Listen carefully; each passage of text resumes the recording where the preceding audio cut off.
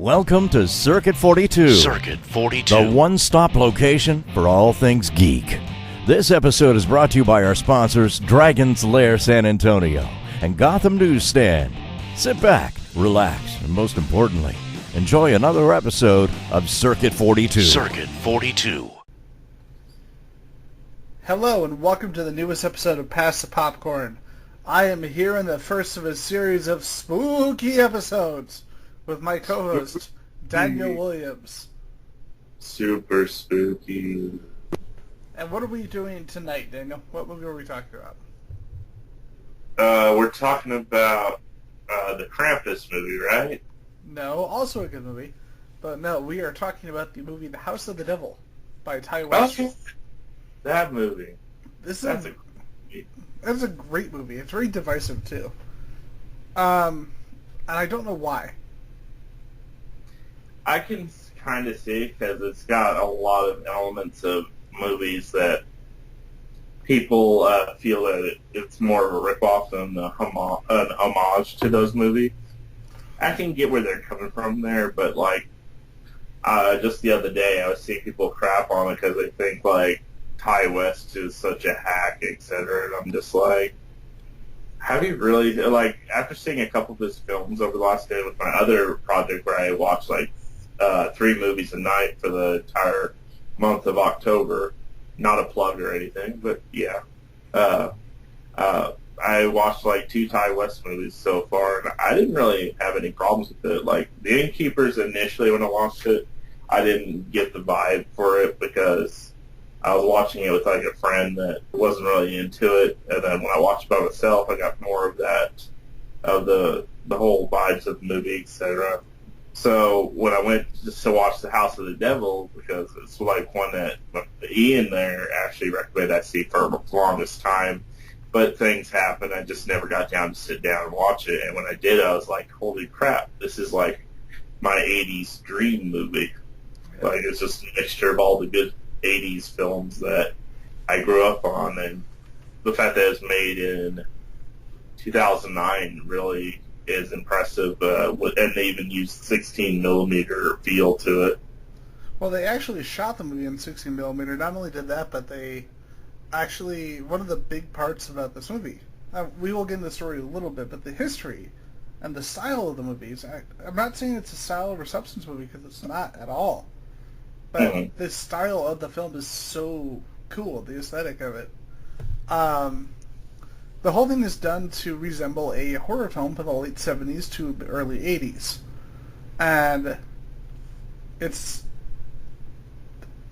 was done in such a specific way where they actually found actors and actresses who would work in a 70s film, would look good in clothes from that era, and could have a performance that would legitimately feel like something from a horror film from the 70s and 80s. Yeah, if you hadn't told me it was made in 2009, I could easily see it being 70s, 80s films. Well, I mean, obviously some of the actors is kind of a dead giveaway. It's not the 70s or 80s, but if it was just sitting down, watching it, not being told what year it came out, I would think 80s. The thing that's or maybe. Sorry. I was going to briefly touch on some of the casting. We've had a lot of character actors like Tom Noonan, who, for people who don't know, Tom Noonan was Frankenstein in the movie Monster Squad. He was also the what was the name of the killer in Manhunter, the first Hannibal Lecter movie? I'm trying to think. You mean Buffalo Bill? No, he was Francis Dollarhide. Oh, yeah. Manhunter, and he was Frankenstein's monster in the Monster Squad. He actually did those back to back. And if anyone remembers the movie FX, it's kind of a cult action movie. He was Varric, and he plays one of the main characters in this movie. And then Dee Wallace, of course, from a lot of different movies. She was in Cujo, she was in E.T., and of course she was in The Howling. Actually plays his character's wife in the movie. And there's a lot of little cool actor cameos like that almost either blink or you'll miss it, or just because of age you may not recognize the actress right away. Now, Well, I recognized in the case of Tom Noonan immediately after seeing, because I saw him recently in 12 Monkeys, the TV show. Yeah, and his height is a giveaway. The dude is a freaking giant. Oh yeah, he was perfect for when he played Frankenstein back in the day. The dude's a fucking, like, at least 6'4" or something like that. Dude, he was in that scene in this movie where he opens the door and he's standing across from her. You don't even see his head at all or like upper body, and you just see her like really like in the dark, really really small. Just a really well done scene that just used the physicality of actors really well. Yeah. I also really dug the fact that this movie, unlike a lot of new movies, actually made a VHS copy. Oh yeah. Yes, you can get a VHS copy of a 2009 movie. It's very hard to find. I wish I had grabbed it when it first came out, because now it goes into hundreds of dollars.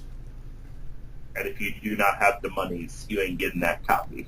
Now, as a plug for a store that I know you like to go to, I Love Video, I actually got to rent the VHS copy there. They actually had it, and me and my friends had DVD, VCR, and we actually watched the movie on VHS.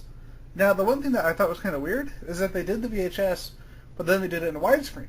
Oddly enough, I would have rather had the VHS tape be in tandem scan than full screen. Oh, sorry about that, man. Not a problem. Phones are evil. But go back 10 seconds. Oh, dude, we're totally good. We can just keep going. But Okay. yeah, the VHS tape was actually widescreen, which is weird because I would have actually preferred to be pan and scan full screen. Yeah, that does sound like a weird choice. Like, I get, like, most movies like this would be in widescreen being a newer movie, but when you go to VHS, you need to throw in the typical full screen. You need to make sure it's got the scan lines Oh, it and did have all the that. scan lines. It looked... Oh, it did have the looked, scan. Yeah, it looked like a movie from the 1980s. But, like, the whole widescreen was probably a poor choice in that case, and I think that was an underestimation or just an oversight in development of that VHS. Yep. And would you like to touch on the basic story? No spoilers, remember. All right. Without spoilers, essentially this girl's a babysitter. Needs a job. She's like super poor and goes to college and needs some extra money to pay for her rent. She goes to this babysitter's place, and then all the babysitting begins because they're not actually babysitting, but something else is going on, which you'll find out if you watch the movie. And a lot of the typical stuff happens for like an 80s, 70s horror flick, running to the house, running upstairs, running downstairs instead of running out the front door. Oh, and a pizza that has drugs in it. That's a good part of the movie. I do like, as Brad Jones called it, the fucking around the house scene. Hello? Can you hear me? And then Ian died. Oh, sorry, man. I actually muted my microphone. I do like I do like what Brad Jones calls the fucking around the house scene, where it's just a scene where around the house, yeah. Yeah, but you had scenes like that in a lot of these movies, and I think that's what a lot of people who didn't watch movies from the era didn't know about. Yeah, people love to run upstairs, downstairs, anywhere but away from the killer. Yep. Like, No, hey, I'm talking about the scene where she's like, where you got the music playing and she's like dancing around and like wandering around the house and playing pool and shit. It's like one of my favorite scenes in the movie. yeah, it's just so off, like the movie's going off in one direction, then suddenly she's listening to music and dancing around the house with this music blaring, and I like how, like, whenever we focused in on her, the music got louder, but when it was like a parting shot away from her, it was like a very lower sound. Like if it was somebody, if you were walking into a room and you were watching somebody listening to music, it'd be kind of like that. Yep. And now one thing that we don't want to spoil anything, but I will say this. That scene serves as a perfect bridge for the next act. But let's not go into that next act, but it serves as a perfect bridge for that. So, something I wanted to mention with this movie is that it's part of a recent genre called mumblecore. It started in 2002, and basically it's a style of independent filmmaking characterized by naturalistic acting and dialogue, which is often improvised. It's low budget, and there's an emphasis on dialogue over plot and on the personal relationships of people within a certain age range, like the 20s and 30s. Now, it's kind of funny that we now have something called mumblecore, because it's horror movies that stand in there. Like, perfect example is another movie very connected to this movie called Youre Next.